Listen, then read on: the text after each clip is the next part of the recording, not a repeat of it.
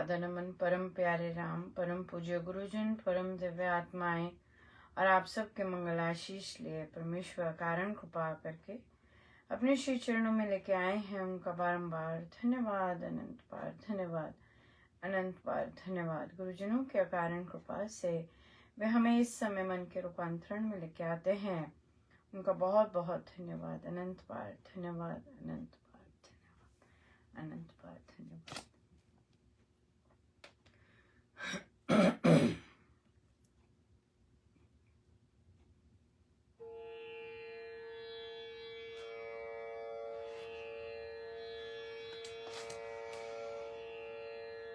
तारा है सारा ज़माना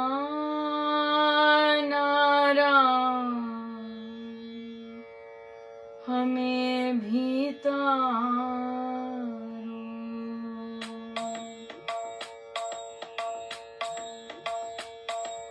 तारा है सारा ज़माना राम, हमें भी तारो।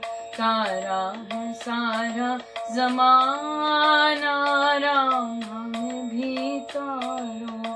हमें भी तारो राम, हमें भी तारो। हमें भी तारो राम, हमें भी तारो। तारा है सारा ज़माना राम, हमें भी तारो। तारा है सारा ज़माना राम, हमें भी तारो।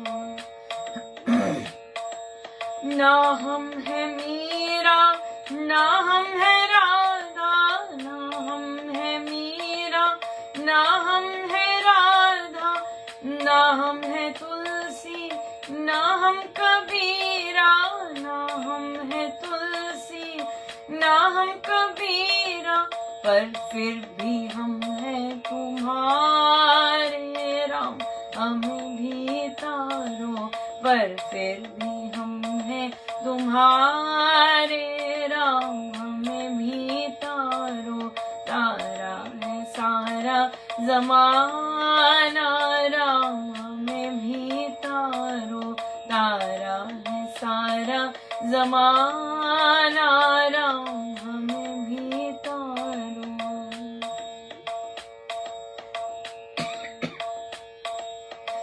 ना हम में भक्ति, ना हम में ज्ञान है, ना हम में भक्ति, ना हम में ज्ञान है, ना हम में श्रद्धा, ना सेवा प्रेम है, ना हम में श्रद्धा, ना सेवा प्रेम है। पर अपना समझकर ओ प्यारे राम, हमें भी तारो। पर अपना समझकर ओ प्यारे राम, हमें भी तारो।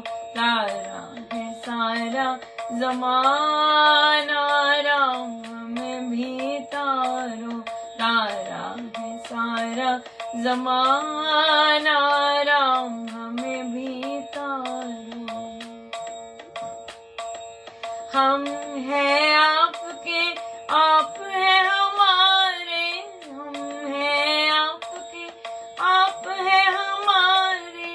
मेरे सर्वस्व प्राणों से प्यारे, मेरे सर्वस्व प्राणों से प्यारे।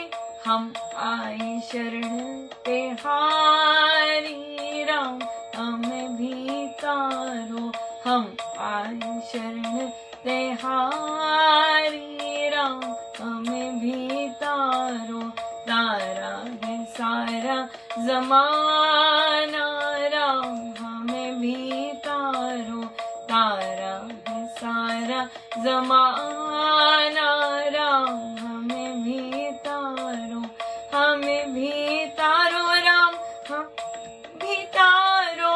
हमें भी तारो राम, हमें भी तारो। तारा है सारा ज़माना राम, हमें भी तारो। तारा है सारा ज़माना राम, हमें भी तारो। तारा है सारा ज़माना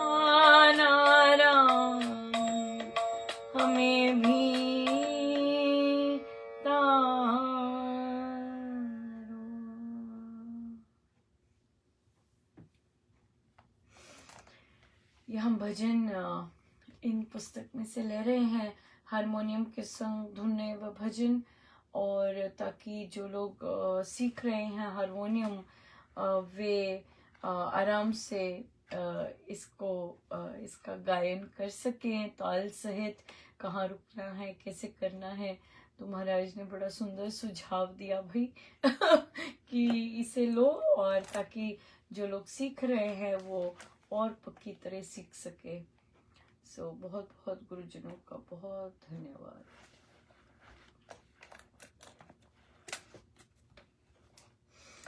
हम हैं श्री रामायण सार जी पर, और हमारा पृष्ठ है 498।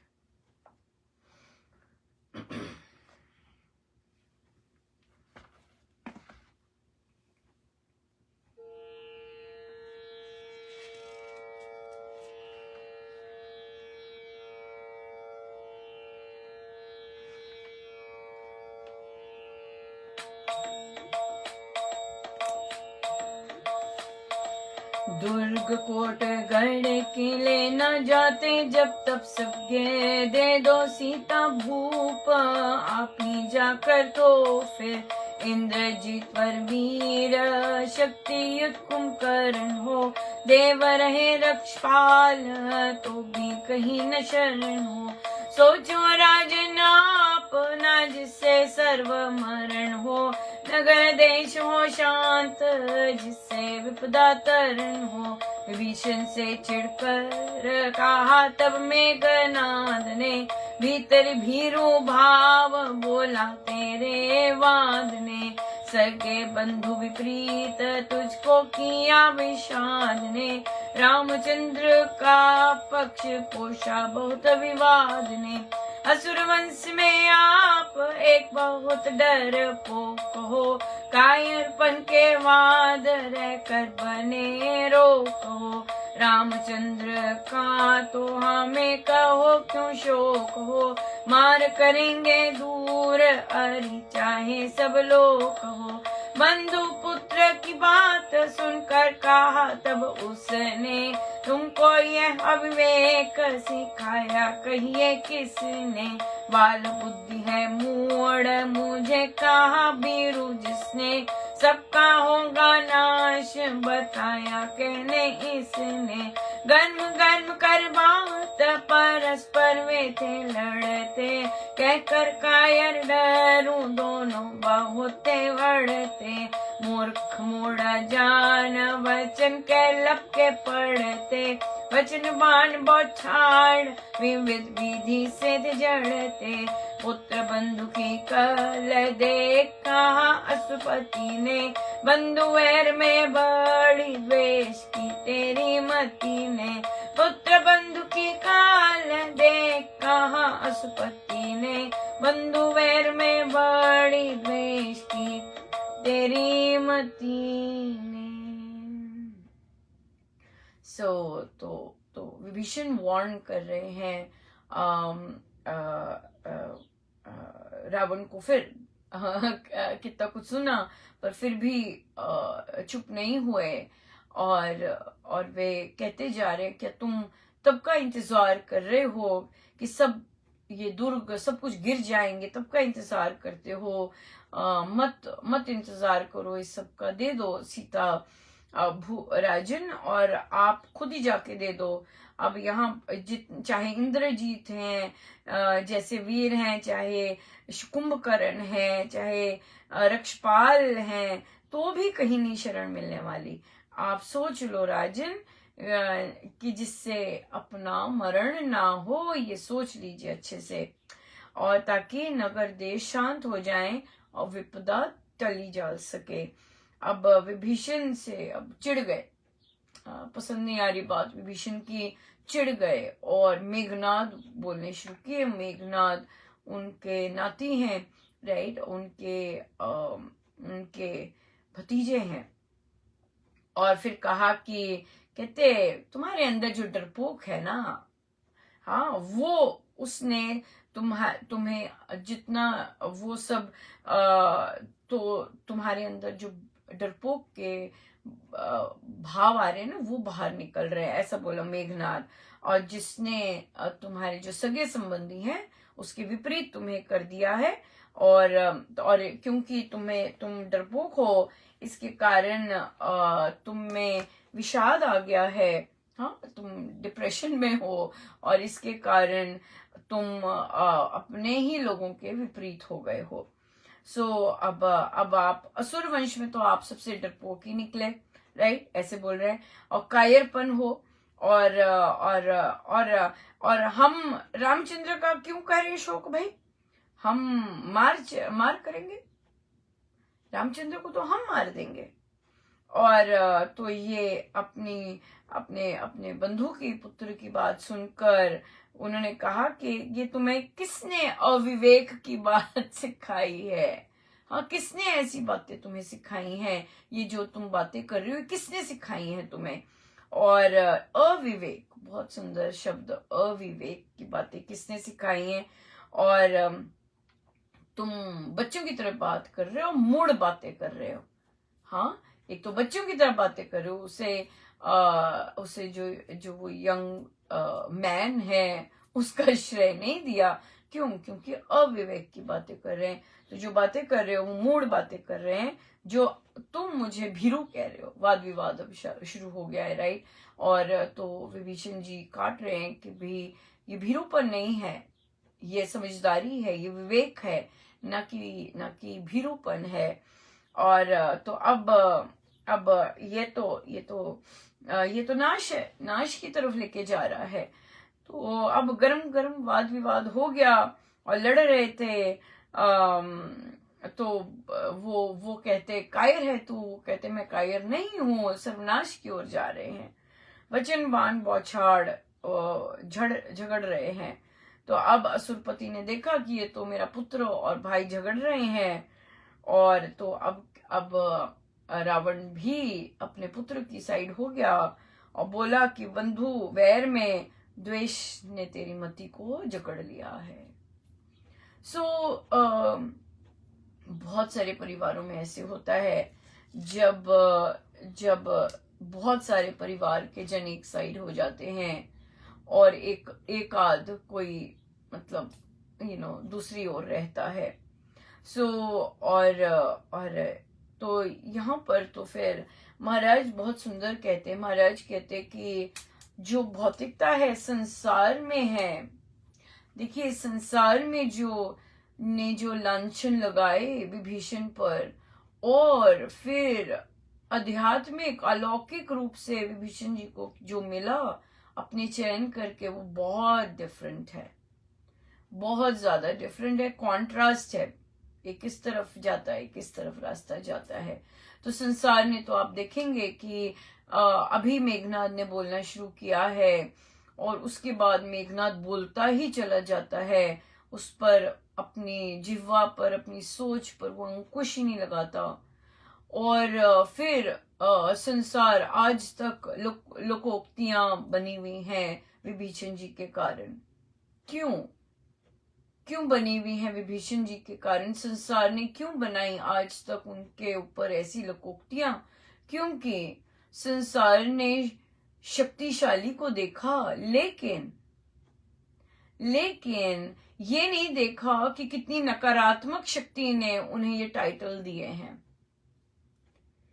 है ना। हम अगर बोलते हैं घर का भेदी लंका ढाए, अगर ये बोलते हैं, तो हमने ये नहीं देखा कि हम किसको फॉलो कर रहे हैं। ये रावण जैसे आदमी ने और मेघनाद जैसे आदमी ने टाइटल दिया है, और हम उसी टाइटल को लेके चलते हैं।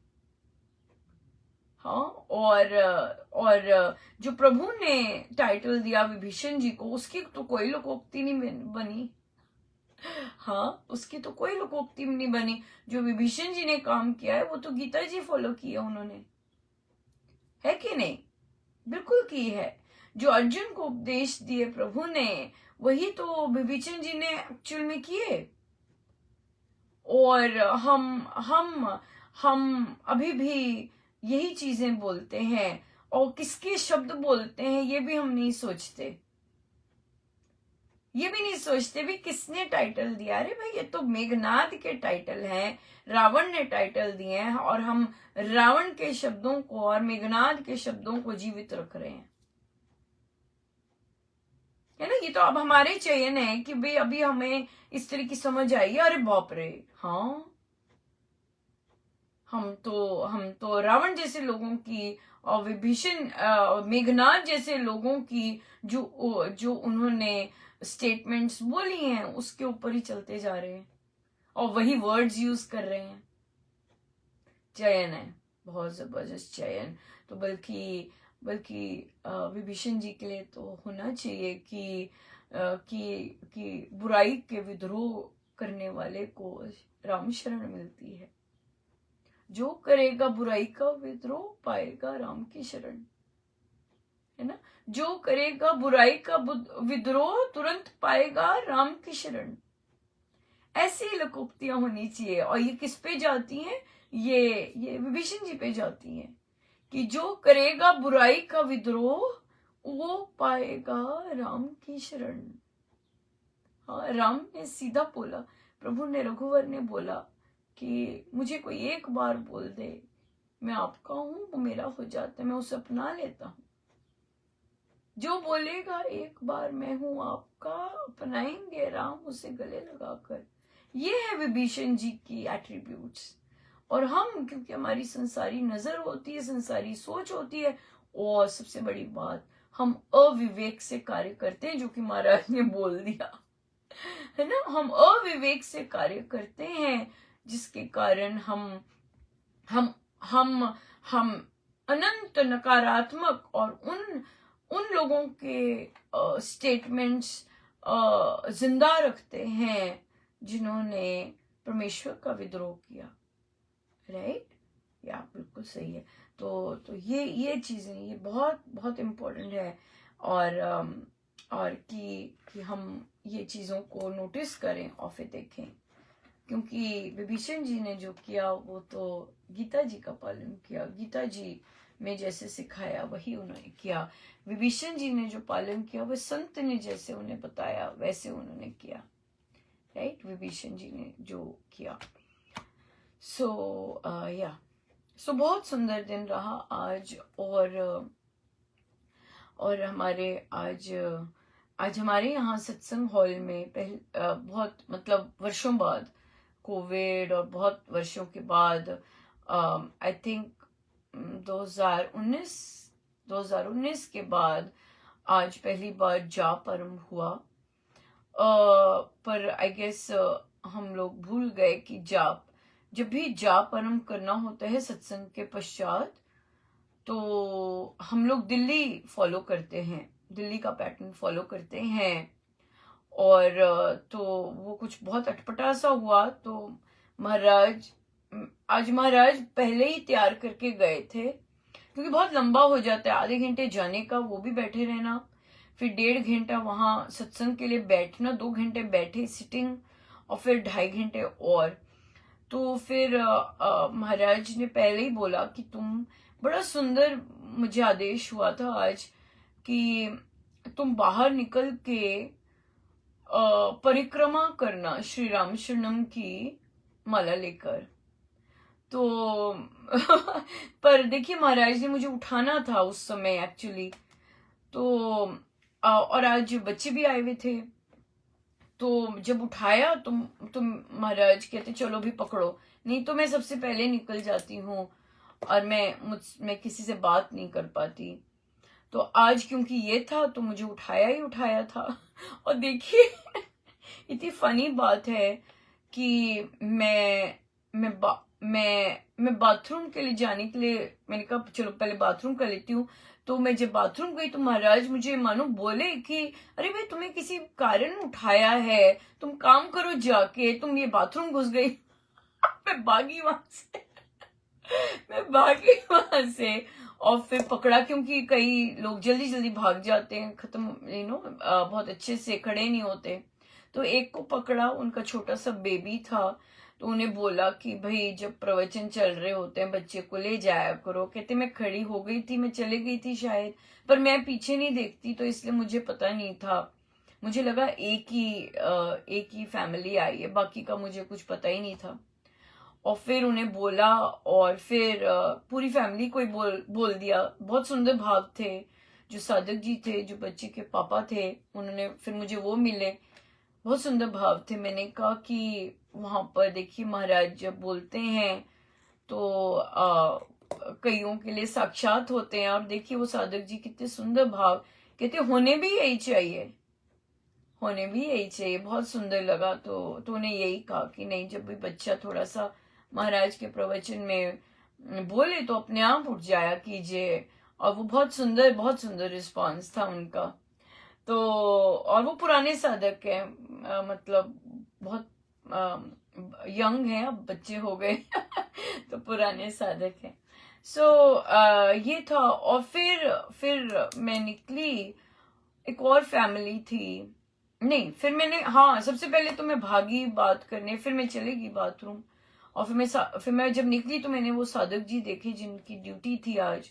तो मैंने उन्हें कहा कि हम तो दिल्ली फॉलो करते हैं, तो जब सत्संग समाप्त होता है आते भी राम बोलो नहीं होता है।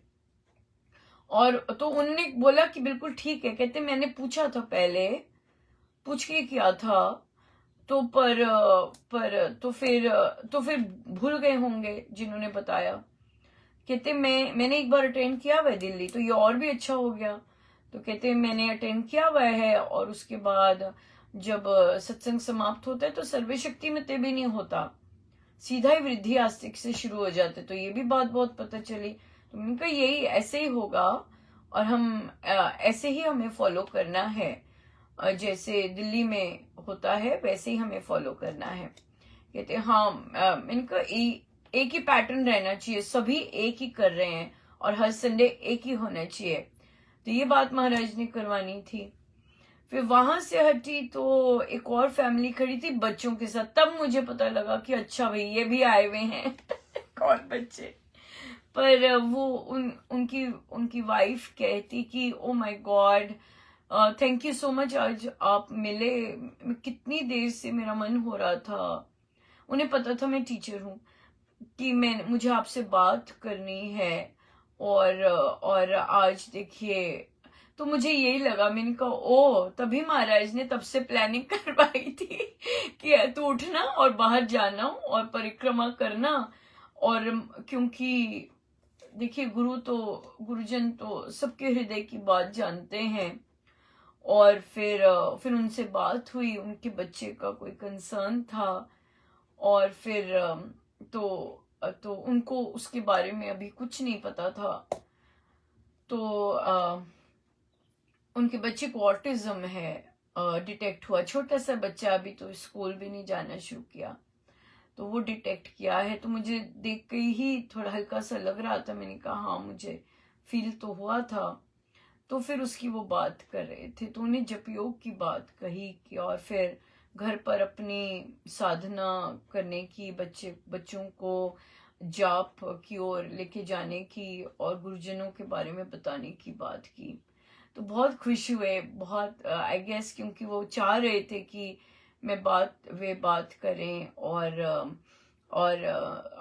तो बात महाराज ने करवाई उसके बाद थोड़ा सा समय लग गया था, पर मैंने परिक्रमा की अगली बार और अच्छी हो जाएगी। तो बहुत अच्छा रहा था मुझे भी। मैं भी हंसती हंसती दौड़ दौड़ के कर रही थी कि समय होने वाला है। पर देखिए महाराज ने जो बात करवानी थी, कोई भी, मैं तो वैसे ही मानती नहीं हूँ कि कुछ भी कोइंसिडेंस नहीं है होता। और महाराज ने अगर उठाना था, लेके जाना था, क्योंकि कितनों की इच्छा कईयों की इच्छा थी, कई जगह संदेश देना था, तो वो सब दे पाई। और जो महाराज चाहते थे कि दो तुम जाके बाहर, और फिर दे पाई, और बड़े सारे काम हो गए बहुत सारे काम हुए। सो बहुत बहुत अच्छा रहा, बहुत ही सुंदर रहा। फिर उसके बाद सत्संग के बाद हमारी वो होती है, उच्चारण की बैठक होती है। तो आज मैं काफी डिसअपॉइंटेड थी कि भाई वही चीजें अगर दोहरा रहे हैं साधक, इसका मतलब मेहनत करके नहीं आ रहे। वही वही शब्द अगर मैं सत्संग में भी लिख रही हूँ और यहाँ प्रैक्टिस में भी आप वही शब्द बोल रहे हैं, तो इसका मतलब आप फोकस नहीं है, आप यूं ही बैठक लगाने ही आ गए हैं।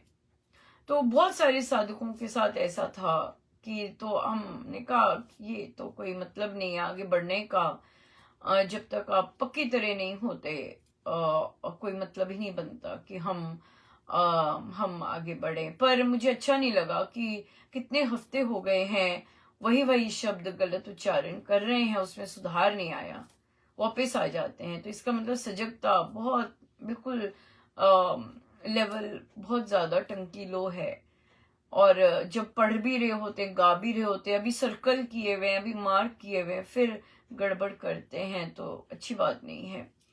इतनी देर में तो अब हो जाना चाहिए, है ना, हो जाना चाहिए, बिल्कुल हो जाना चाहिए। य को ए बोलते हैं, श को स बोलते हैं, तो समय तो लगता है, पर जब आपको ड्यूटी लगी होती है और आप जब जहां आए हैं, ढीलापन थोड़ी ना करना है। फिर स्वामी जी महाराज को ढीलापन थोड़ा पसंद है कि ढीलापन करो। कई बार बच्चे भी स्लाइड चेंज करने में, या आजकल क्या हो रहा है स्क्रीन आ जाती है कंप्यूटर की, तो इसका मतलब कहीं ना कहीं ढीलापन आया हुआ है। ये ढीलापन तो नहीं करना हमें, सत्संग के लिए ढीलापन नहीं होना चाहिए, सत्संग के लिए तो तत्पर होना चाहिए। जैसे आज एक और साधक जी जिनका सुर में नहीं होता, वो ऑनलाइन गा दिए, तो ऑनलाइन तो हम कुछ कर नहीं सकते। मैं बहुत ट्राई भी कर रही थी कि साथ गाऊं, पर वो इतना लाउड नहीं गाया जा सकता, सुर में नहीं गा सकते फिर। इसलिए ऑनलाइन हम स्पेशली सत्संग में जो होता है, यहाँ पर हॉल में जो होता है, वहां फिर इस तरह से डिसीजंस नहीं लेने चाहिए। जब जब आ रहे हो पूछ लीजिए कि आप आ रहे हैं, अगर आप आ रहे हैं तो ड्यूटी लगा दीजिए, अगर नहीं आ रहे हैं तो किसी और की लगा दीजिए, सिंपल है ना, सिंपल बात है। तो ये चीज बहुत इम्पोर्टेंट है, बहुत ज्यादा देखने की, क्योंकि सत्संग का उद्देश्य ही आनंद होना है। आज महाराज ने भी अमृतवाणी जी पे बोले, उच्चारण पे बोले, मंत्रमयी है ये बोले। कई महाराज ये बोले कि आप ऐसा नहीं कर सकते, रामामृत पद पावन वाणी बोला और नेक्स्ट लाइन नहीं बोली, फिर वो मंत्रमयी नहीं होती, ऐसे नहीं कर सकते। अमृतवाणी जी मंत्रमयी हो चुकी है। तो कई तो मुझे पता चला भी था कि कई जगह, कई सत्संगों में ऐसे होता है, आधी लाइन कोई बोलता है, आधी लाइन कोई बोलता है, तो जो नहीं बोलते हैं उनका फिर मंत्रमय नहीं होता, और खंडित नहीं होनी चाहिए। महाराज कहते हैं अगर उसे मंत्रमय बनाना है तो वो खंडित नहीं होनी चाहिए, वो कंटिन्यूस उसका होना चाहिए, पूरी तरह उसका उच्चारण, उसका गायन या उसका पाठ जो जिस तरह भी होता है। तो ये बात है।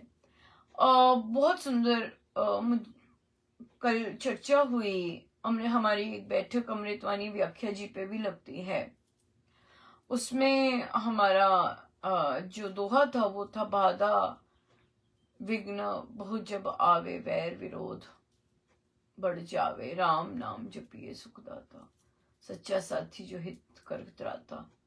तो यहाँ पे फिर महाराज ने कहा कि भाई महाराज ने, जब मैं ये वाली चर्चा करती हूँ इसका मतलब ये नहीं है कि अमृतवाणी जी की वैल्यू नहीं रखती या ऐसा नहीं है, नहीं।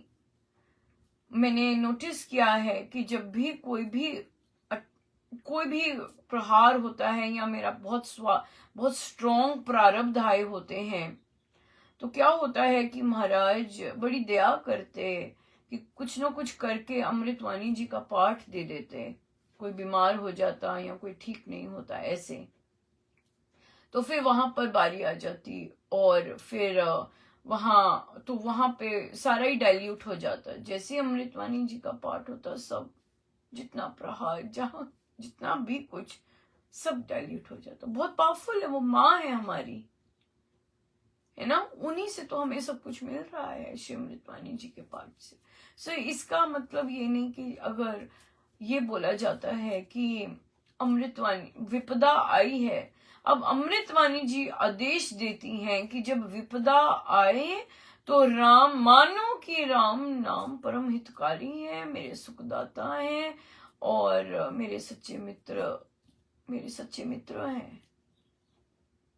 तो अमृतवाणी जी का आदेश है कि जब विपदा आती है राम नाम जपिए, ये राम नाम को मानिए कि चाहे जैसी मर्जी बाधा आई है, विघ्न आई है, जो राम नाम है वो मेरा परम मित्र है, मेरा साथी है, इस तरह से। सो इसलिए महाराज ने भी कहा है और प्रवचन पीयूष जी में भी मेंशन आया है कि ग्रंथों का संत जो चाहते हैं कि ग्रंथों से अब हमें मिले, वो हम नहीं लेते हैं, हम अपनी इच्छा पूर्ति के लिए करते हैं। हाँ, मैं लिटरली पूछती हूँ, तो किसी ने पूछा कि अनुपमा हम दिन में 7 बार कर सकते हैं? मैंने कहा हाँ कर सकते हो, पर प्रयोजन क्या है? अगर तो प्रयोजन ये बोलते हैं कि नहीं हमें बहुत अच्छा लगता है, बहुत बहुत शांति मिलती है, हाँ बिल्कुल कीजिए, बिल्कुल कीजिए। पर अगर प्रयोजन ये है कि घर पर विपदा आई हुई है और मुझे ये विपदा टल जाए, फिर थोड़ी सी तो उससे जो अमृतवाणी जी बताते हैं वो उसका पालन करना चाहिए। बहुत आनंद आता है जब साधक बहुत ज्यादा रिसेप्टिव होते हैं, जो मैं बोल रही होती हूँ। कई बार बाउंसर्स होते हैं, पर आज जो फैमिली मिली तो वो बता रहे थे उनका जो बच्चा है जिसके लिए वो कंसर्न थे, और कहते वो हनुमान उसको छोटा सा बच्चा और उससे हनुमान चालीसा बहुत अच्छे से आती है। तो मैं महाराज देखिए कितने तैयार होते हैं, मैं ये आपको बताना चाहती हूँ, कितने मौका नहीं छोड़ते। राइट, श्री रामचंद्रम हॉल में हम खड़े हैं, इतनी पावन सत्संग स्थली पर, धरती पर हमारा तीर्थ स्थान है, मौका नहीं छोड़ते। तो वो बोलते कि बच्चे को हनुमान चालीसा कंठस्थ है। मैंने कहा अच्छा बताइए, हनुमान जी की कृपा पानी, हनुमान जी को क्या पसंद है? एकदम बोले जो फादर थे कहते, और मदर भी, कि उनको तो राम नाम पसंद है। कहा तो हनुमान जी अब कैसे खुश होंगे? तो जोर की हंसे, कहते राम नाम से खुश होंगे। इनको बिल्कुल सही है। तो हनुमान जी को पता लग जाता है कि ये लोग हनुमान चालीसा इसलिए कर रहे हैं क्योंकि इन्हें मुझसे कुछ चाहिए। राइट, और जब हम राम नाम लेते हैं तो हनुमान जी बिन कहे अपने आप पधारते हैं और कितनी सुंदर कृपा बरसाते हैं, कितनी सुंदर कृपा बरसाते हैं। बहुत बहुत भारी कृपा करते हैं और हमें पता भी नहीं लगता कि हमारा ना जाने कौन सा क्या चीज दूर उन्होंने की है। और जब उनका मन करे तब वो बताते हैं हाँ मैं ही हूं, है ना, इस तरह से। तो इसलिए उनको भी बहुत सुंदर एकदम पता लग गया कि क्या बोल रही हूं मैं, और बहुत तेज रिसेप्शन चल रही थी तरंगे चल रही थी। तो इसलिए फिर से वही बोला कि राम नाम पर ही फोकस होना है, और हनुमान जी को भी राम नाम बहुत पसंद है, तो वहां पर उन्हीं पर फोकस होना है। अरे समय हो भी गया। महाराज यही चर्चाएं चाहते होंगे, है ना, हम बाकी चर्चा प्रश्न ले लेंगे। बट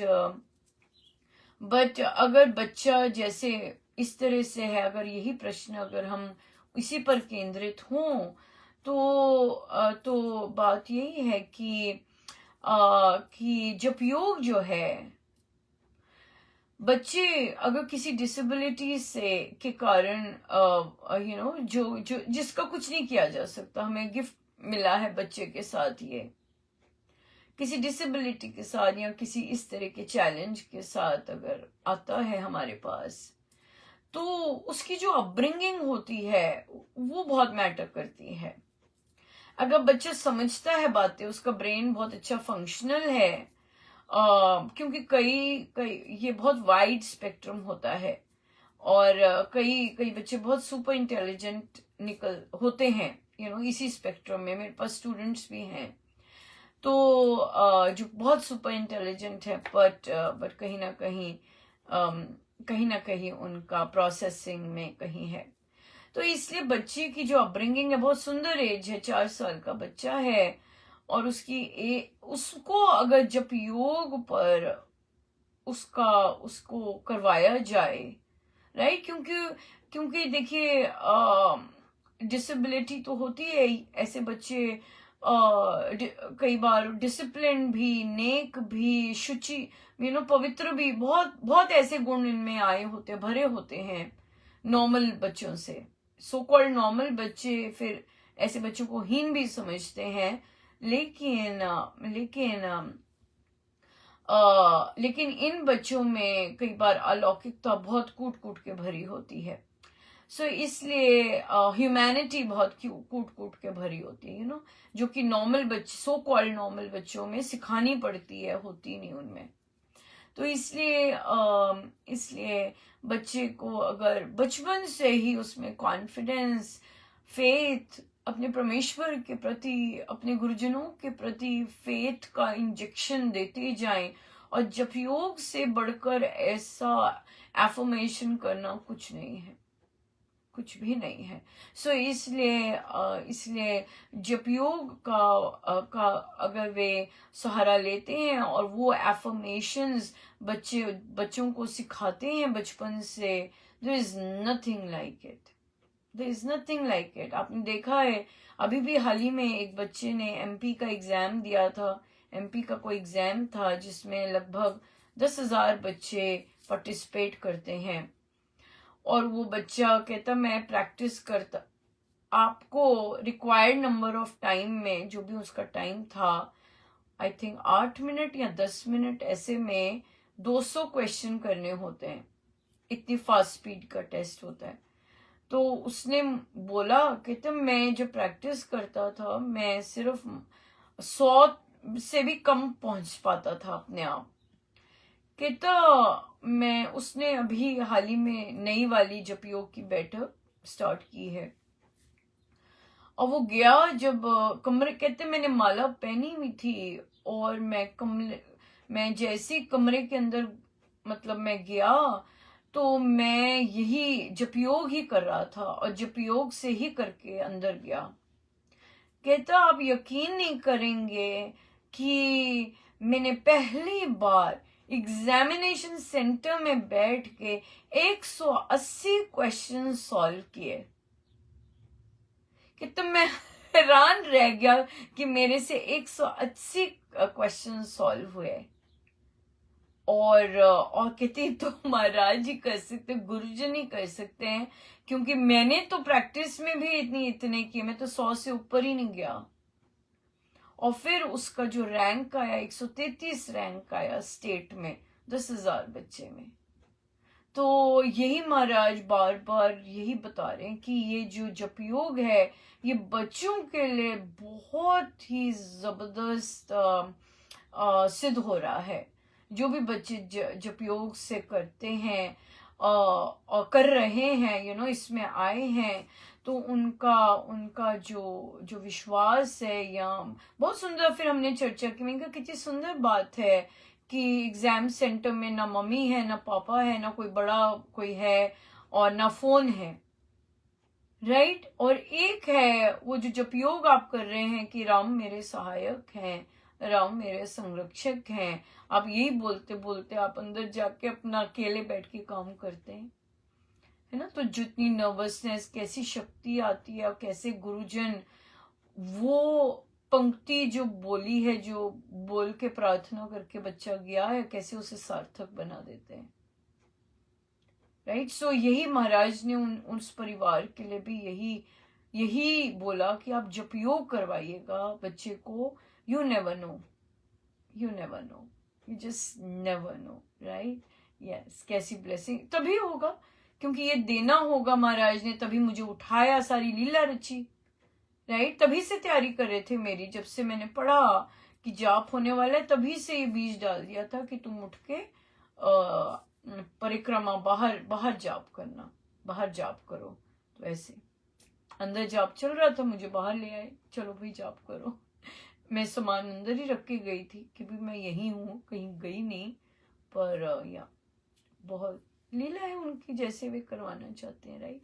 बिल्कुल सब पर कृपा बरसे, बहुत बहुत कृपा बरसे। आइए हम सीधे होकर बैठे, अपने प्रभु अपने गुरुजनों के श्री चरणों में बारंबार अनंत बार।